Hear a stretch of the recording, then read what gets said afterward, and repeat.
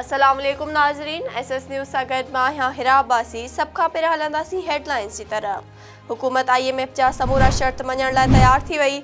1 जुलाई खां गैस अघनि में वाध ऐं बिजलीअ ते समूरी सब्सिडी ख़त्म कराइण जी ख़ातिरी कराए छॾी। पेट्रोल ते लेवी बि वधाई वेंदी। पाकिस्तान ऐं IMF विच में वर्चुअल ॻाल्हियूं शुरू।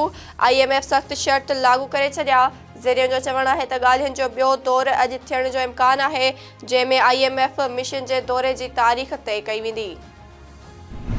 इस्लामाबाद जे एहतसाब अदालत नेब तरमीमी एक्ट में तरमीम खां पोइ अॻूणे सदर आसिफ अली ज़रदारी ख़िलाफ़ पार्क लैंड रेफरेंस बि वापसि नेब हवाले करे छॾियो।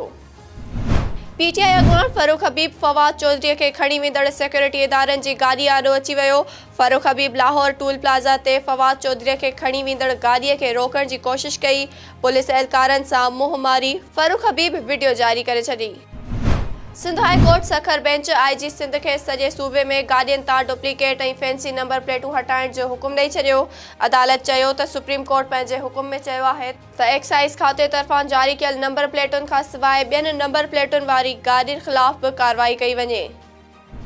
हैदराबाद में एंटी करप्शन कोर्ट जे जज जी ऑफिस ने वकील पारां मुख्तियार कार कासिमाबाद अल्ताफ कोरेजो ते मुबैना हमले ख़िलाफ़ रेवेन्यू खाते जे ऑफिसनि में हड़ताल कई वई।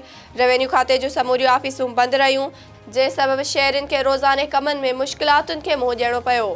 हिननि चयो त जेसिताईं वाक़े में मुलविस वकील ख़िलाफ़ कार्रवाई न कई वेंदी, तेसिताईं संदन एहतजाज जारी रहंदो ऐं कंहिं बि वकील खे रेवेन्यू ऑफिसनि में दाख़िल थियण न ॾिनो वेंदो। खैरपुर नाथन शाह लॻ ॻोठ मुराद खान बबरवासी नौजवान 2 ॾींहं अॻु मुबैना अगवा बाद क़तल, हथ पैर ॿधल ऐं गोलियूं लॻल लाश हथ। मक़तूल नौजवान जे वारिसनि जो इंडस हाईवे ते लाश रखी धरणो।